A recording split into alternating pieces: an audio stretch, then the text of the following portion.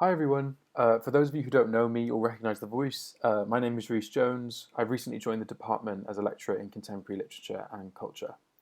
Our lecture today uses the idea of the novel's end, its decline or death, to revisit ideas about the novel's ends, by which I mean the plurality of its forms and perceived functions in society. And along the way, we're going to think about the following questions. Firstly, what is the status of the novel in the digital era?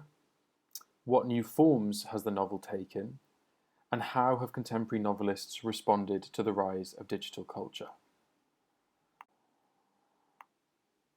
I'll discuss some recent and less recent discourse and debate on the decline of the novel, looking particularly at some kind of pessimistic and optimistic views of the novel's changing status in society.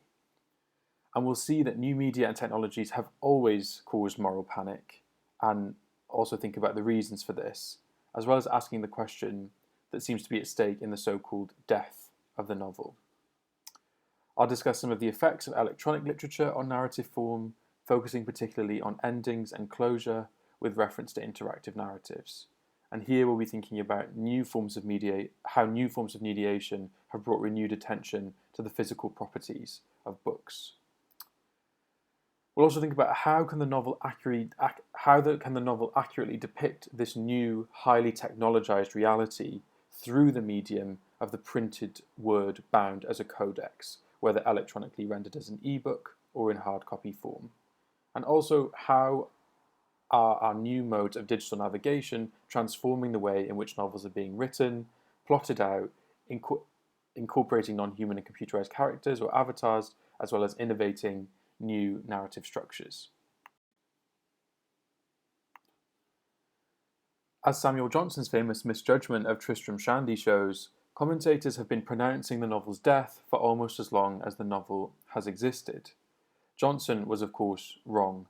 Tristram Shandy has lasted, possibly thanks to the fact that it is an oddity among its peers of the time.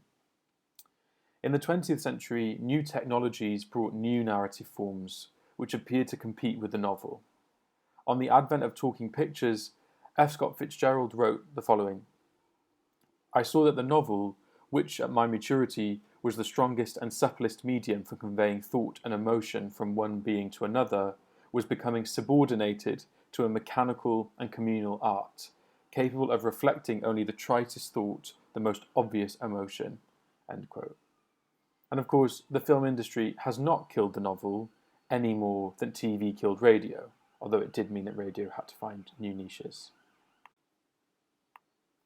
And the idea of the death of the novel is not a recent one, and significantly predates the challenges posed to the novel in our own 21st century digital age.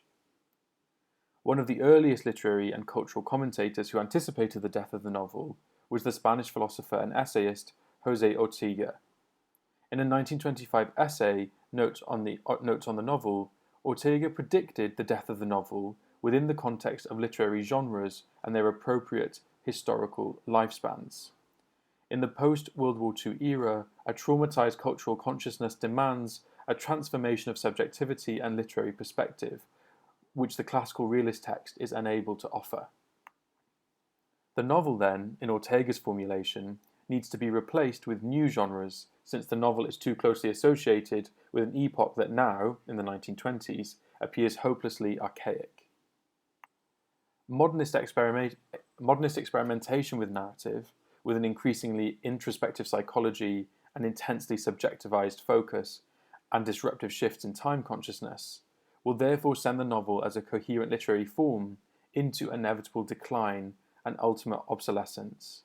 The novel, Ortega argues, is on its deathbed, and late 19th and early 20th century European innovators such as Flaubert, Dostoevsky, Proust, and Joyce offer definitive evidence of its utter exhaustion.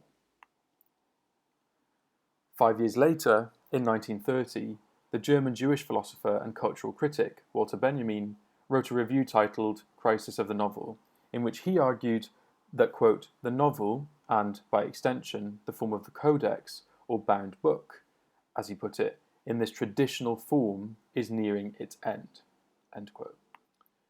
The novel's claims to a universal, stable, and rational worldview, ultimately embodied in the omniscient narrator as God, was no longer adequate for describing the fragmented and chaotic conditions of modern urban life amidst the political turmoil of the 1920s and 30s as extreme right and left-wing parties seized power across Europe. Rather, a more experimental, fragmentary form needed to be found to depict the inexplicable juxtapositions of experience. And Benjamin considered that the dramaturgy of his friend and fellow Marxist critic, Bertolt Brecht, was eminently more suited to this task, as were the filmic techniques of montage pioneered by the Russian avant-garde filmmaker Sergei Eisenstein. So his films included things like Battleship Potemkin, which was 1925, October in 1927. And those films particularly are not so interested in documenting a kind of narrative perspective. They're more interested in capturing like images of the masses and these kind of broader visual landscapes. Other more effective forms might include the fragmented graphics represented by ephemeral text such as placards, leaflets, and political or aesthetic brochures and manifestos. These fragmented, more ephemeral techniques, which together formed the process of compilation and montage, Benjamin argued, would ultimately give way to a renaissance of epic. And again, recall the emphasis on epic that Mikhail Bakhtin considered, which we covered earlier in the module. So the novel as an individualistic form concerned only with discrete bourgeois protagonists and their isolation from one another and from society as a whole was not, for Benjamin, the adequate literary form for a new vision of collectivist social politics.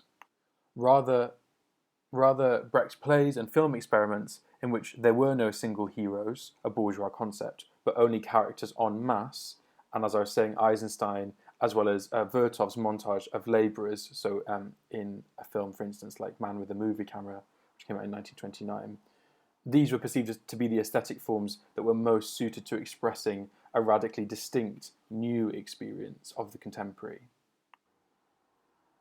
By the 1950s, this death of the novel discourse was once again taken up by various writers and critics as the philosophical and aesthetic challenges that later became grouped together under the conceptual rubric of postmodernism were in the ascendancy.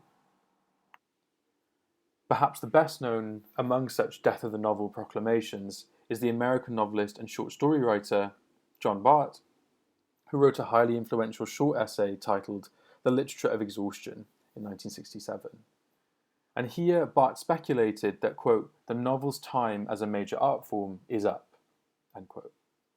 And by exhaustion, Barth meant the used upness of certain forms or the felt exhaustion of certain possibilities. This was, according to Barth, by no means necessarily a cause for despair, since new experimental forms were arising. So the decline of the novel in this essay was perceived as the inevitable result of the passage of time. Literary forms, he argued, have histories and historical contingencies. The novel's time is up, just as the times of classical tragedy, Italian and German grand opera, or the sonnet sequence came to be up. Of course, when we look at these kind of proclamations from the context of this module and the contemporary, from today, novels continue to be written, they continue to be read. But still, there seems to be a kind of critical obsession with talking about the novel's death. For instance, Will Self, who wrote this article in The Guardian, "The novel is dead, this time it's for real." He says, "The literary novel as an artwork and a narrative art form central to our culture is indeed dying before our eyes." So what does he mean by this? In the article, Self goes on to kind of clarify his position. And he says, "I do not mean narrative prose fiction is dying. The kidult boy wizard's roman and the soft sadomasochistic porn fantasy are clearly in rude good health. And nor do I mean that serious novels will either cease to be written or read. But what is already no longer the case is the situation that obtained when I was a young man. In the early 1980s, and I would argue through the second half of the last century, the literary novel was perceived to be the prince of art forms, the cultural capstone and the apogee of creative endeavour. End quote. And so if you proclaim the novel is dying, you have to really define what the novel is to begin with, which he self doesn't necessarily do. And of course, over the course of this module, we've seen that the novel is a highly flexible, diverse, and constantly evolving form. So what then can be said to be dying? What's dying in relation to the novel? What are the implications in terms of gender, race, and class of very narrow classifications of the literary novel, which might be what Self is actually referring to, right? Not actually this wider idea of what a novel is, but this very narrow prescriptive idea. And also if you were to think, okay, if the prince of art forms, as Self describes it, is dying, what comes after the novel's death? In Who Needs Books? Reading in the Digital Age, which came out in 2016, Lynn Cody criticizes Self's essay on a number of grounds. Firstly, what are serious books? Who decides which books are serious? In that quote that we saw, Self is kind of very dismissive of kind of mainstream publication. So there's this like kind of deliberate jab at things like 50 Shades of Grey, because he's like, well, that doesn't count. I'm not talking about that being really popular because that's not a real novel. So serious for him seems to mean like difficult or intellectual in some way. But again, thinking about the kind of things that we've studied on this novel, does that mean he would count Persepolis as a serious book, as a graphic novel that uses images, that uses the comic form? We can definitely argue that it is, but there's this implication that's implicit in Self's argument that he's talking about a very specific, stuffy kind of novel. And secondly, there's an issue here because and this is highlighted by Cody, there has really never been a golden age of reading where novels had cultural primacy and centrality. And the people that Self would call serious readers, aka a kind of intellectual bourgeoisie, they have kind of always been a minority. And at the same time, if we're thinking about a kind of contemporary moment, more people are reading ever before. So this is a quote from Cody. Quote, so even though we look around and feel as if book culture as we know it is crumbling into dust, the key phrase is as we know it. And I think it's important to point out as well, and this is Cody's point, the technology that provides novels also doesn't really matter. A novel is still a novel, whether it is on paper, a screen, or in an audiobook form. And what's more, people will always have a desire for escape through fiction, whatever technology delivers it and whatever form it takes. So the novel is living on in this technology. It doesn't necessarily signify an end of a novel. It's actually we might think of it as a kind of technological proliferation of the novel or a transformation of the medium, but that doesn't necessarily mean that the novel is dying out because of that. And Cody also points out that older generations have always feared new technologies of communication, and they've always worried about their effect on society. So again, Self isn't making a particularly original argument about the novel here. We've seen this again and again and again over the course of kind of the technological revolution. And so, as an example of this kind of idea of moral panic over new media forms, this is an 18th century commentator kind of fretting and stressing out over the rise of the novel. Quote, women of every age, of every condition, contract and retain a taste for novels. The depravity is universal. My sight is everywhere offended by these foolish yet dangerous books. I have actually seen mothers in miserable garrets crying for the imaginary distress of a heroine, while their children were crying for bread, and the mistress of a family losing hours over a novel in the parlour, while her maids, in emulation of the example, were similarly employed in the kitchen. I have seen a scullion wench with a dishclout in one hand and a novel in the other, sobbing over the sorrows of Julia or Jemima. End quote.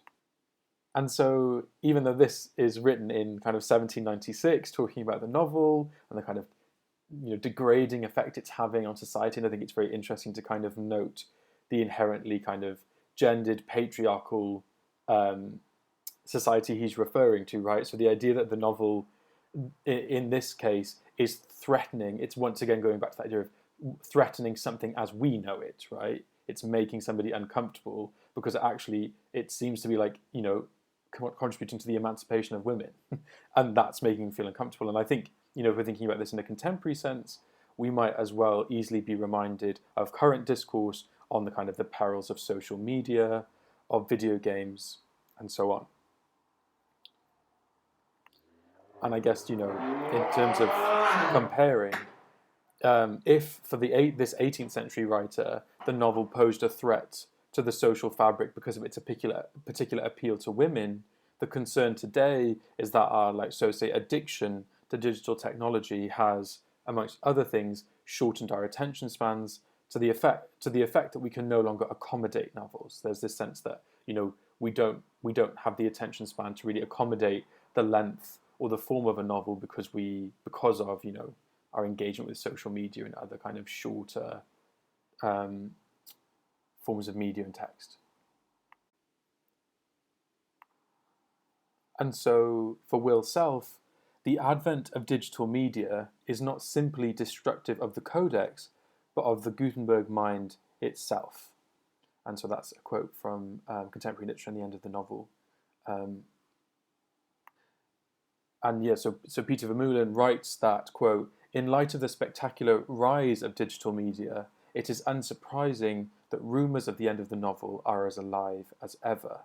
And he kind of examines what he calls the paradoxical productivity of the idea of the end of the novel in a kind of significant sample of contemporary fiction. And what he's kind of looking at and kind of discovering is that these fictions dramatize the end of the novel in order to reimagine the politics and the ethics of form in the 21st century. And so anxiety about the end of the novel we can kind of understand as a common and often productive feature of 21st century novels. And it also perhaps tells us something about the decline of a particular kind of social world that gives birth to the novel in the first place. And as Mario Ortiz Robles states in the novel As Event, which came out in 2010, quote, we now quite commonly hold that the novel participates in all sorts of social processes, helping to found the modern nation, to consolidate overseas empires, to advance industrial capitalism, to enforce sexual difference, and, more generally, to produce and police the subject.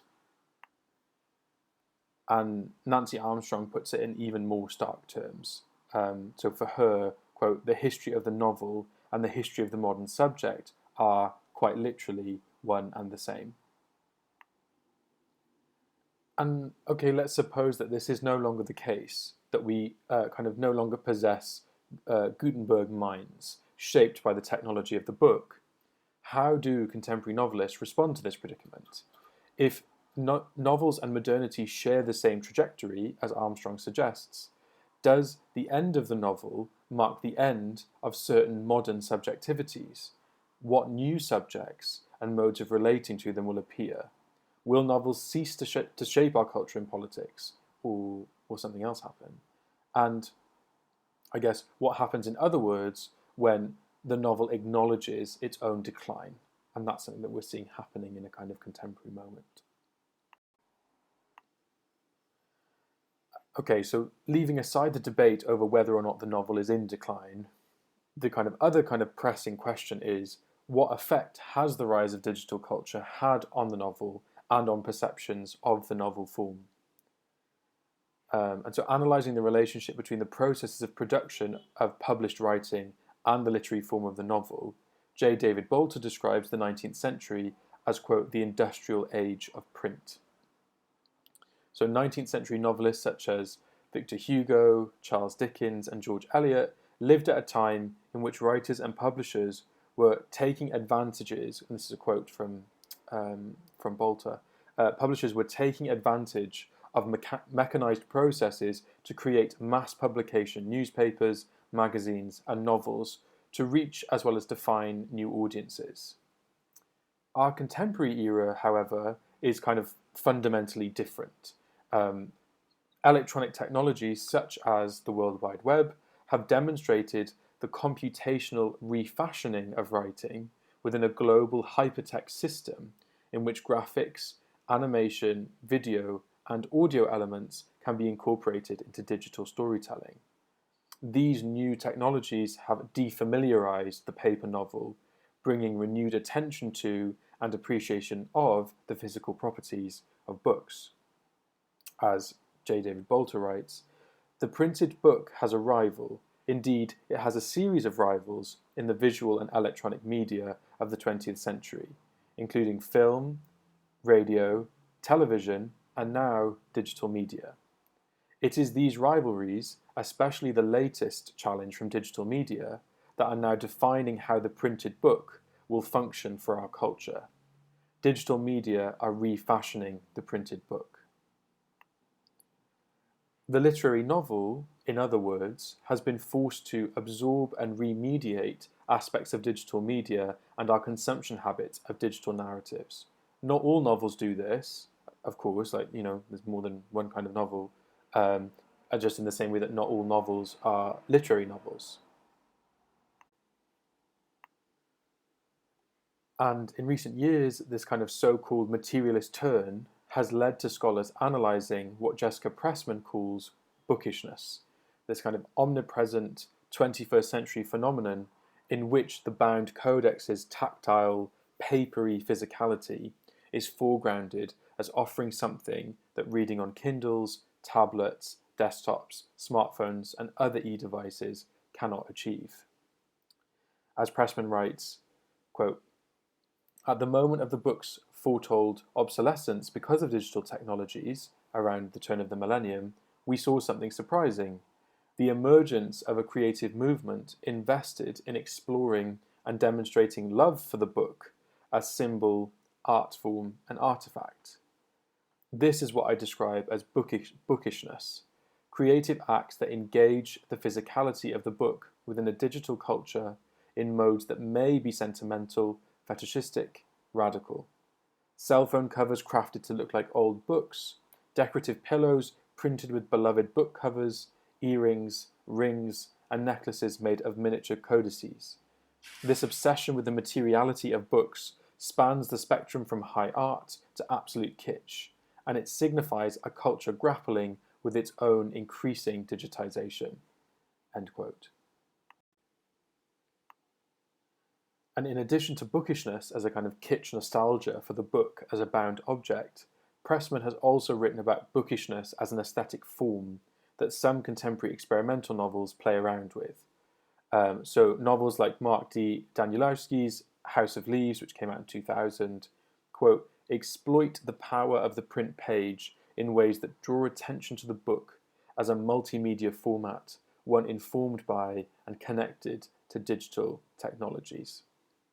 And so Pressman writes, formally, the pages containing these narratives, Pressman writes, formally, the pages containing these narratives make visually manifest the fact that the reader is interacting with a book that takes itself seriously as a material object. Books become aesthetic objects that blur the boundaries between reality and fiction by connecting their book-bound body to the virtual world of digital information.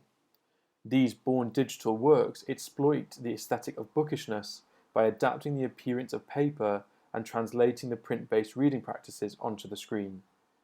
The contemporary aesthetic of bookishness appropriates characteristics of digital technologies and Web 2.0 reading practices into the book-bound novel in order to enhance the book's status as an innovative medium. And it's worth briefly noting that, of course, novels aren't always and haven't always been books, even kind of before new technological forms have been introduced, and nor have they always been fixed. So, for instance, Marx Supporters, Composition Number 1, which came out in 1963, was first published as cards in a box, making possible alternative orders of reading. And also think of the many serial novels of the 19th century, which were originally published in periodicals. And other examples include Nabokov's Pale Fire, which lets the reader kind of skip between a long poem and its annotations where the main plot resides. Hopscotch, which is a huge and absolutely insane text, if people are familiar with it, which can be read in kind of alternate paths through the chapters, although I tried and completely failed. You've also got something like B.S. Johnson's The Unfortunates, which was basically a novel in a box. It was like a series of sheets that you kind of just had to figure out exactly what was going on. You have The French Lieutenant's Woman, which offers kind of multiple endings to the story, experimental poetry and prose. You've got Tree of Codes, which basically reworks an earlier work. So this short story, The Street of Crocodiles, and then cuts out the majority of the words as a kind of graphic form of editorial representation. And we can also consider then that paper books have always, to a certain extent, been interactive technologies. So think, for instance, of marginalia, annotations, the underlining or highlighting of a text. But these texts take that interaction much further than the ordinary novel by making non-linear narrative an actual materiality and a kind of materially embedded part of the physical object of the work itself. So the idea that you can, take B.S. Johnson's The Unfortunates, and you have to figure out the order, take it in your hands, and not know which page to start with. And critics have referred to these kind of experimental novels as shuffle literature. So as Nick Montfort and Zuzana Husarova write, quote, works of shuffle literature are not simply anti-books, nor are they exemplars of or homages to codex books. As they unbind the pages of the stereotypical book, allowing for their rearrangement, they also copy and evoke many of the aspects of the traditional book in a kind of complicated relationship with it, end quote. And so Danielowski's novel House of Leaves has become an important text for scholars thinking about this idea of the literary remediation. Oh, sorry, wrong slide. Oh no, ignore me, right slide. So yeah, House of Leaves has become an important text for thinking about the literary remediation of digital media. As N. Catherine Hales argues in Writing Machines, which came out in 2002, quote, the computer has often been proclaimed the ultimate medium because it can incorporate every other medium within itself. As if imitating the computer's omnivorous appetite, House of Leaves, in a frenzy of remediation, attempts to eat all the other media. But this binging leaves traces on the text body, resulting in a transformed physical and narrative corpus.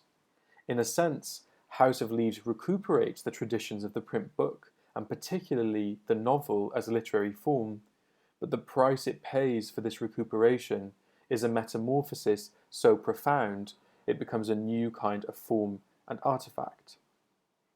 It is an open question whether this transformation represents the rebirth of the novel or the beginning of the novel's displacement by a hybrid discourse that as yet has no name. And Virginia Woolf famously referred to the novel as a cannibal form, since it has devoured so many forms of art. And as Sybil Baumbach and Brigitte Newman put it, the novel's vampiric and protean qualities make it a truly undead genre, or, following Terry Eagleton, an anti-genre, as the novel, quote, not just eludes definitions, but actively undermines them.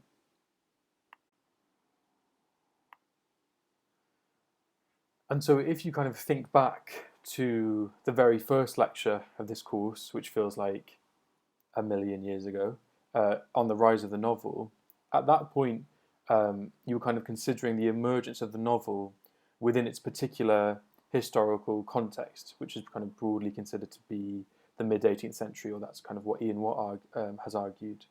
And what is kind of particularly interesting, especially for our purposes on this module, is that there are a number of kind of significant parallels concerning the reasons for the rise of the novel in the 18th century, at a time of radical social change, as kind of Enlightenment values become ideologically hegemonic. They give rise to a kind of new, kind of democratic, decidedly middle class, participatory culture that we kind of refer to as the formation of the public sphere.